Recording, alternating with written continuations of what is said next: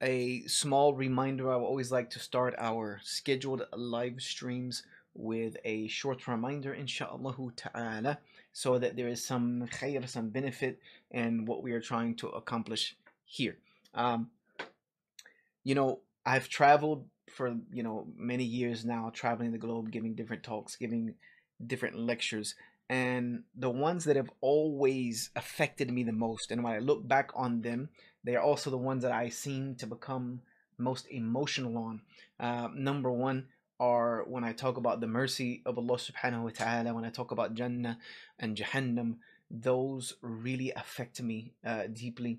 But the second one, and the one that never fails to get me teared up, is when I talk about our beloved messenger, sallallahu alaihi wasallam.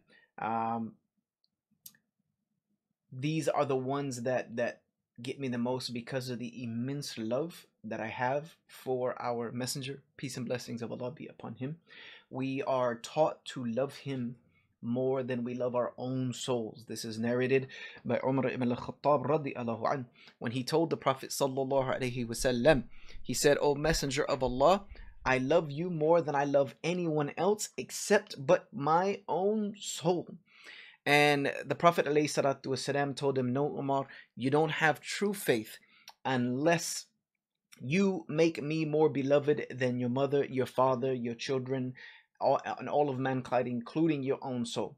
He said, "O Messenger of Allah, I swear I love you more than I love my own soul." So that was something that was imparted to him by the Prophet ﷺ. Allah subhanahu wa ta'ala also talks repetitively in the Quran about the Prophet ﷺ, and encourages us, not just telling us to love him, but Allah tells us, say, if you love Allah, and you love his messenger, um, the Prophet, it was commanded, say, if you love Allah, follow me, Allah will love you and forgive your sins. But also all of the attributes that are given to us by Allah subhanahu wa ta'ala about the Prophet ﷺ should instill love in our hearts. Allah calls him rahmatul lil alameen, that he's a mercy to all of mankind. Allah subhanahu wa ta'ala says he is da'iyan Allah bi'idnihi wa sirajan munira. He is a caller to Allah by Allah's permission, and a lamp giving beautiful light. Allah tells us that indeed in the Messenger of Allah is uswatun hasana, is a great example to be followed. So this love is instilled deep inside of us. And the reason I am saying this is because, you see the resurgence of Islamophobia, and the target is the personage of the Prophet Muhammad والسلام, which has happened many times in history, and many times in our history. And we know it recently happened again in France with the French President Macron. But when we deal with these types of situations, I always look at them because I've had so many people, and being involved in da'wah for so long, I've had so many people come to me, with spreading the known slanders and lies against the Messenger sallallahu alaihi wasallam.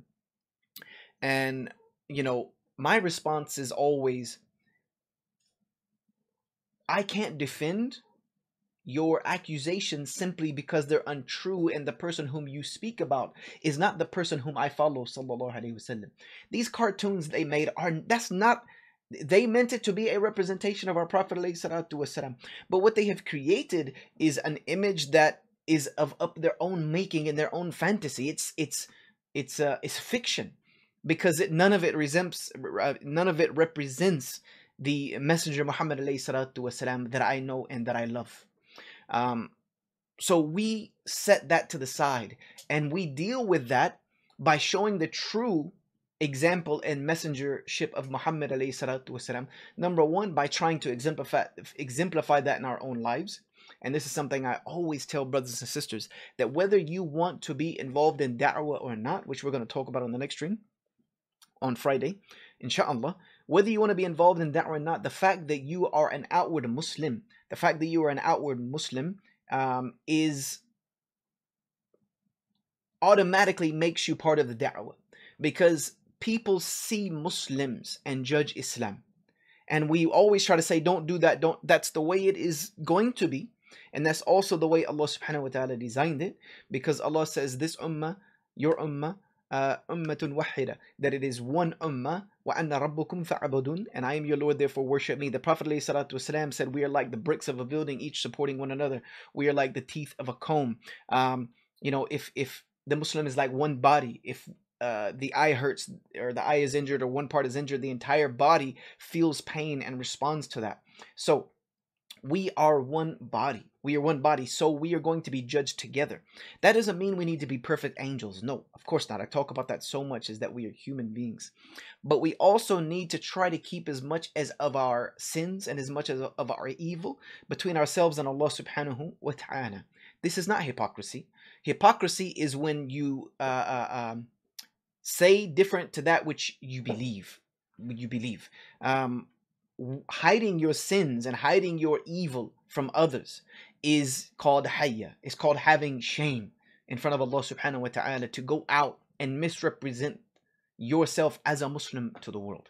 So our response to this is to try the best of our abilities, show the beautiful example of the Messenger Muhammad sallallahu alaihi wasallam, and let the world see that if all these people who feign hatred towards Islam, they are doing nothing but creating a fictional character which they are trying to disrespect the Prophet ﷺ, and they are doing nothing but disrespecting themselves and showing their true ignorance, because not a single person of respect throughout history, scholars of respect throughout history, non-Muslim scholars of respect throughout history, have doted upon the character of our Prophet Muhammad sallallahu alaihi wasallam, and that's well known. So we are supposed to love him, and this also means we defend the honor of the Prophet sallallahu alaihi wasallam.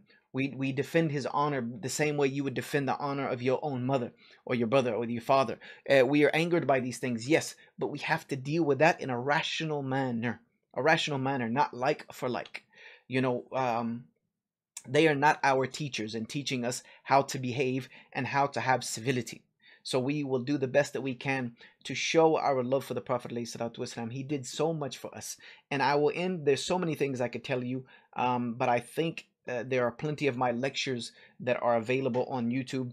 If you just Google Yusha Evans, the Prophet Muhammad and the Prophet Muhammad, or the love of the Prophet ﷺ. I'm forgetting the name of that talk. Maybe if I remember it by the end of the chat, I'll post it up there, where I talk about the Prophet ﷺ. But I will give you one hadith that shows us the true compassion and mercy the Prophet Muhammad ﷺ had for us. Now we know every single prophet was given by Allah, and you'll find this out more through the hadith, one dua that they were allowed to use for anything within permissibility. And Allah subhanahu wa ta'ala guaranteed He would grant them that. This is one of the worries of Nuh alayhi salam when he meets Allah on the Day of Judgment. And the Prophet alayhi salatu wasalam said every one of them used their dua during their lifetime. When Nuh is approached on the Day of Qiyamah, he will say, I cannot intercede for you on behalf of intercede on your behalf in front of Allah, because Allah gave me one dua and I use it against my own people. So the destruction of the people of Nuh was because he made dua to Allah using that one free dua for anything to destroy his people. And this is what caused the flood and all of these things. So every prophet had this dua that they could use. We don't know other prophets, but maybe Jesus alayhi salam used that dua, and that's the reason why he was saved from the crucifixion, because he made dua for Allah to save him from that. So every prophet had this dua. Now no prophet suffered on the levels like our messenger Muhammad sallallahu alaihi wasallam. He suffered so greatly for the truth, so greatly for his Lord, so greatly for his nation. So many things. When his uncle Abu Talib died without Islam, when the last loss of the Battle of Badr, all of these things, he could have used this dua. But he said, that one dua that was given to me, I saved it for you. I saved it for you. Subhanallah. Why for us? He said, because on the Day of Judgment, mankind will run to Adam and ask him to intercede, and he won't be able to intercede because he'll say Allah is too angry and I disobeyed him in the garden. Noah, same thing. I used my dua against my people. Musa, I killed a man. Every prophet will come forward. Jesus, they worship me like I was Allah, and Allah is angry, like He's never been on this day. So we won't be able to go to anyone, but when we go to Jesus, peace be upon him, He will say, go to Muhammad sallallahu alaihi wasallam. He will not refuse you. So we will go to our Messenger alayhi salatu wasalam, and we will ask him to intercede with us in front of Allah subhanahu wa ta'ala, and he will not refuse us.